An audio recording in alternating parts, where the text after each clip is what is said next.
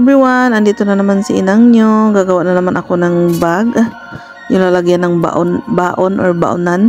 Lunch bag kung tawagin. Sa Chinese is dito sa Taiwan ang tawag is pintong tai or pintang tai ba yun? Basta ganun. Ang ibig sabihin nun is lunch bag nga. So yan. Ang pinakauna kong ginawa is dyan nagtatabas ako ng mga materialis ko. Yun yung mga sinukat-sukat ko na yan na leather material. Yan yung outer na material yung tinatabas ko muna tapos maya is yung pangloob naman. Ang style pala nito is doble siya kaya matibay talaga siya, matibay pa sa relasyon nyo. Tapos yan, ginat ko na siya. So ayan, samahan nyo na lang po ako kung ano pang mga gagawin ko dito. Sana di kayo magsawa sa kakasupport nyo kay Inang Sastra. Yan, shoutout pala sa lahat ng lagi nakasuporta dito sa akin channel, sa mga hindi nagsasawa. So ayan, natapos ko na siyang tabasin. Yung white line is para yan sa panloob na part ng bag natin mamaya. So ayan yung outer natin, outer material natin, yung kulay green. Tapos nakapag-cut na rin ako ng dalawang para sa handle natin mamaya. Tapos yun yung parang para sa dalawang bulsa mamaya. And so ayan na nga, nag-umpisa na akong tahiin ng ating bag. Shout out po uli sa lahat ng mga nagsusuporta dito sa channel ko. Hindi ko man may isa-isa ang mga pangalan nyo, basta alam ko kung sino kayo. Maraming salamat dahil hanggang ngayon din nyo binibitawan si Inang. Kahit bihira na lang akong mag-update dito. At saka bihira na rin ako nakakasupport sa inyo. Kasi alam nyo naman na may trabaho talaga si Inang. Ang pag-YouTube ko kasi is parang ko lang, libangan lang ba. Kaya shout out sa inyong lahat dyan. Alam nyo na kung sino kayo, basta nakikita ko kayo dito sa akin channel. At pag may time naman is nagsusukli talaga ako ng pagsusupport sa inyo. Sa ngayon talaga is talagang bihirang-bihira na lang kasi yun nga, may kaagaw na kayo sa aking attention. Charot. Joke lang. Talaga nakapokus kasi ako sa aking alaga kasi pasaway na yung alaga ko. Hindi tulad dati na pwede ko lang siyang iwan-iwanan. Ngayon kasi talagang tutok na ako sa kanya kasi masyado na siyang pasaway, ganun. Kaya ayan, pag may time din ako, yan, ito yung libangan ko ang pananahi. Pero habang nananahi ako is andyan din yung alaga ko na panay ang tawag sa akin. Talagang sadyang ganun na talaga siguro ang mga matatanda. Kasi tong alaga ko is na siya 92 years old. Tapos na siya, may dementia. Kaya minsan yung parang siguro naguguluhan siya, yung iniisip niya ngayon yung kahapon at kahapon yung ngayon. Basta ganun na yun. Basta naalala niya yung mga nagdaang mga sa kanyang buhay. Kaya minsan yung aligaga siya. So ayan, panay ako daldal dito. So samahan niyo na lang po ako dito sa aking pananahi.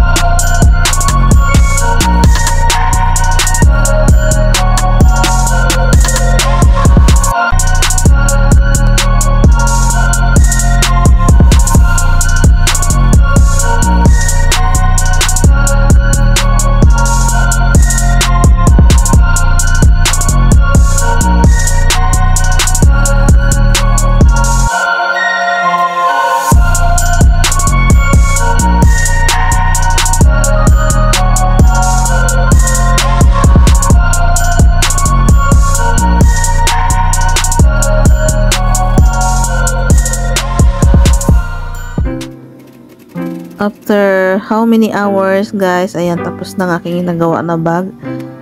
Nabuo na natin ang ating lunch bag. Ayan yung kinalabasan ng ating tinabas-tabas kanina. Siguro kung hindi lang talaga ako tigil-tigil sa pananahi nito, so kaya to ng 3 oras lang. Kaya lang yun nga, may ibang trabaho ako kaya medyo matagal ang pagkagawa ko nito. Siguro umabot ako ng 5 to 7 hours. So ito na po yung kinalabasan niya.